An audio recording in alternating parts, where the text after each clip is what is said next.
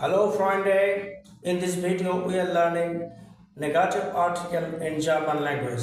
Zum Beispiel, ist das eine Blume?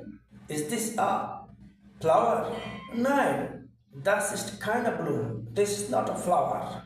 Das ist eine Schokolade. This is a chocolate. Ist das ein Buch?